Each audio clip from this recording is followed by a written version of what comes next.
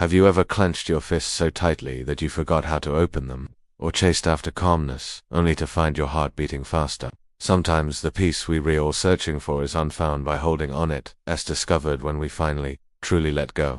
Long ago, nestled between silent mountains and whispering bamboo, there lived a young student named Riku. Every morning he climbed a narrow path to a small temple overlooking a gentle river. There, an old master taught him about the mind, about stillness, and about life. The master was known far and wide for his wisdom. His eyes held the quiet of a still pond, his steps were unhurried, and his voice was as calm as the evening breeze.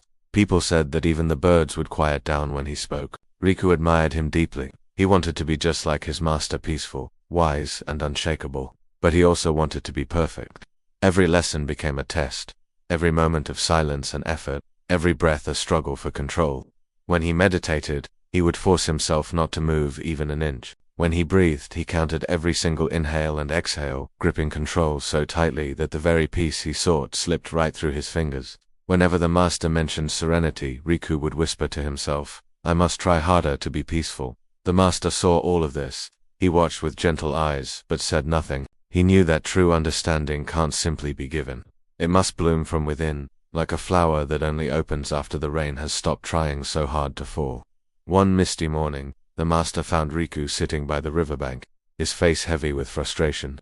"Master," Riku said, his voice trembling slightly, "I'm trying so hard to be calm, but my mind just won't stop running. I plan, I think, I try to control everything, yet peace keeps escaping me. The harder I try, the farther away it seems to go." The master didn't answer right away. He sat beside Riku, and for a moment they just listened to the sound of the stream's soft water weaving its way through smooth stones. Then, he bent down and picked up a dry, brown leaf. "Watch closely," the master said, holding the delicate leaf between his fingers. With a gentle flick of his hand, he let it fall into the current. The leaf landed softly on the water's surface, turning and gliding along with the flow.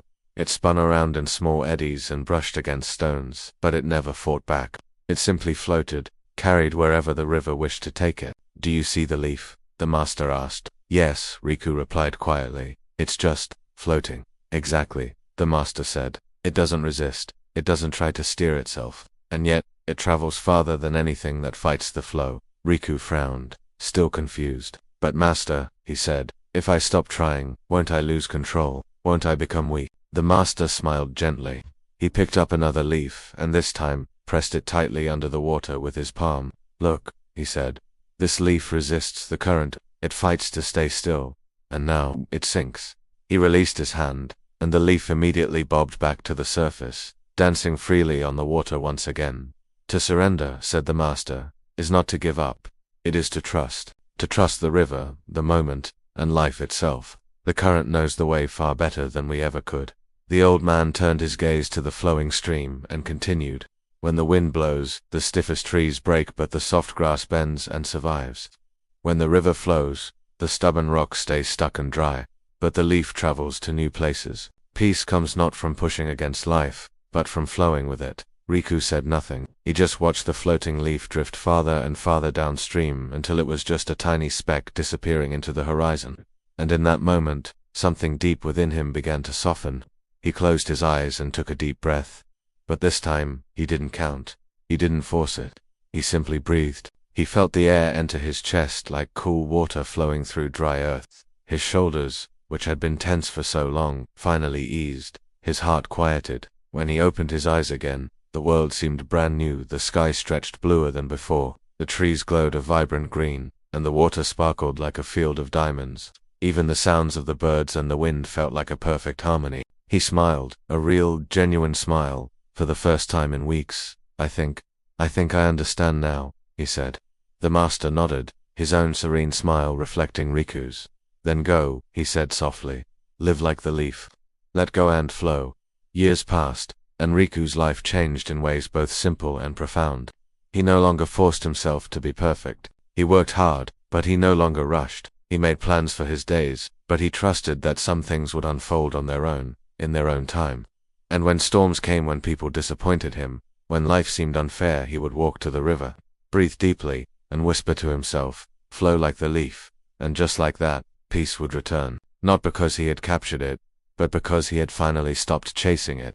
We often think that strength means being in control, that we must grip our lives tightly to shape them. But life isn't a stone to be held, it is a river to move with. The more we resist, the more we suffer. The more we trust, the more we are carried exactly where we are meant to be. Letting go doesn't mean giving up. It means opening your heart to trust that the current of life knows the way. So, the next time you feel overwhelmed, when your plans crumble, or when your mind just won't rest, pause, take a deep breath. Picture the river in your own life. Let go of the need to control everything. The river will carry you, as it always has, to where you truly belong. If this story touched your heart, please share it with someone who might need a gentle reminder to breathe, trust, and flow with life. And if you'd like to hear more stories that bring a little more peace and clarity to your journey, please subscribe to our channel. Your next moment of wisdom is waiting. Thank you for being here.